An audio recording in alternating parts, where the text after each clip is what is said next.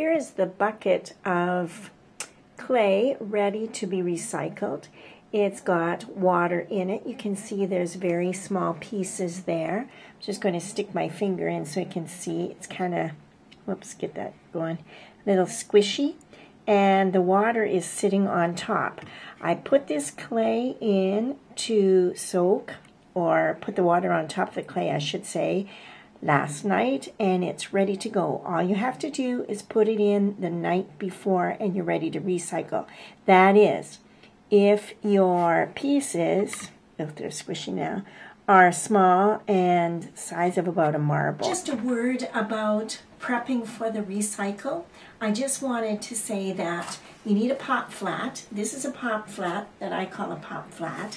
And you need the little bits here before you throw them into your bucket and cover them with water. Now, if you think of it, or you have a student, you can have them make it into little bits. If you have larger pieces of clay, they have to be broken down into marble size, little things, so that it will absorb the water. I tried for years to figure this out, and you just can't have large lumps of dry clay and make them into slip, which is what you're actually doing when you're recycling. So if you have dry lumps of clay in the back room somewhere, you need to have the kids use a hammer and pound it down into this size. So what you do is you send the children outside, and you have to have the wind blowing away from them so they don't breathe in clay dust. That's really not a good health issue. So you tell them that. If they're wearing glasses, they're okay, but goggles are better, but of course it's not a perfect world. So I send them out with a plastic bag. I have them put the clay into the pop flat, put the plastic bag on top, and then send them out with a hammer. I know, you hope for the best, because they like to do this. They want to do it again tomorrow, right? So then they're going to break it down into small bits, and you show them the bits. You tell them not to pick it up if it falls on the ground. I usually use a sidewalk underneath, and then have them sweep it into the grass, and you've just created more dirt, right? And they come in, put it into your bucket, then you can cover it with water. And you have a clue if they've picked it up off the grass, you've got grass floating to the top the next day, and you say, oh, that's not good. But anyway, we are recycling today. I'm going to show you what to do. This is just the preliminary stuff. Throw that on the ground. And for recycling, you need the plaster blocks. And I've prepared these weeks ago. They need some time to dry. I usually do them over the summer. And this is a little baking dish that I used to make this plaster block. You can see it's about an inch and a half thick. That's about right. If they break, it doesn't matter, because then you've just got smaller pieces of plaster and you cover them the same way. Now, your plaster block has to be dry. So if they're recycling every day and it's a damp climate, or it's, like I said, overuse, your plaster block will get saturated with water and it will take longer to dry out the clay. But that's okay. It works. You need a knife, and you need the slip. I poured the water off this, and I've got some really soggy clay. It's just like yuck, right? So what I do is I put clay on top of the plaster block, and if it's lumpy, that's okay, doesn't matter. And you just spread it out on the plaster block, and you can see the thinner that you make it, the faster that clay will dry out. And you just move it along, and you can see almost immediately it's starting to change color.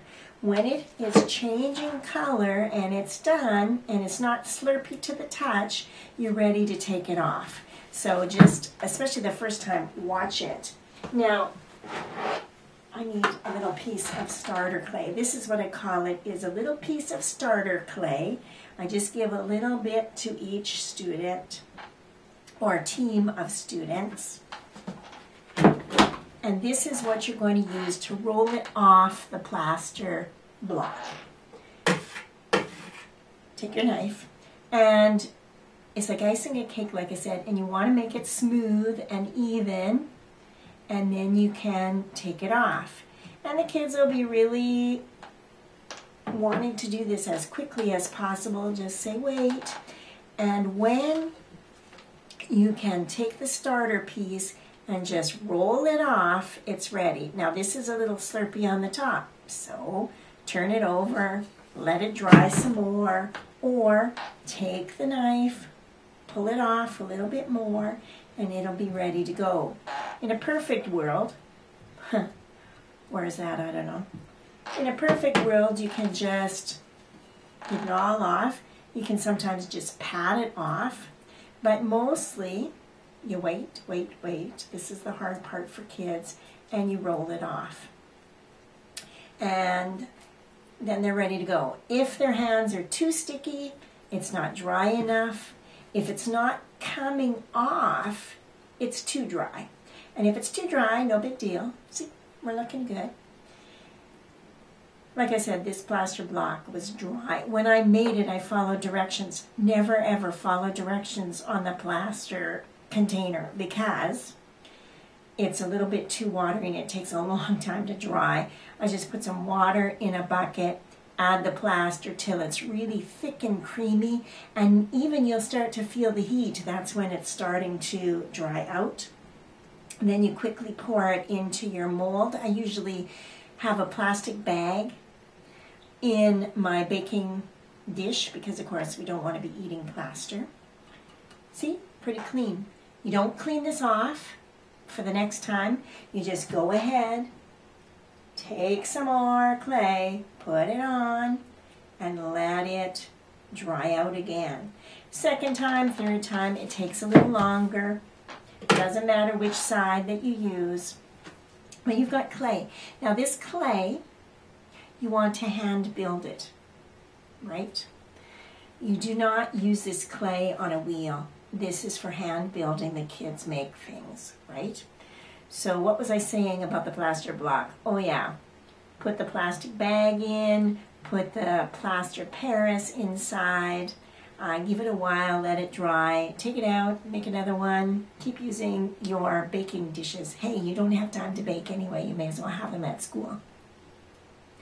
That's recycling clay. Have fun. Just to clear up a couple of things, I don't know if I explained it well enough. If you have not taken off all the clay, which you don't when you are recycling, you want to just go ahead and put new clay right on top of the old clay. What will happen is the moisture from the new clay will go through the old clay and moisten it up so it's ready to go. The other thing is, if the students have gotten their clay too wet because they put in a really soaking sponge into their bucket, you just take the wet clay and put it on the plaster for a minute or two, or spread it out really thickly on the plaster, turn it over like a pancake a couple of times, and you've dried it out.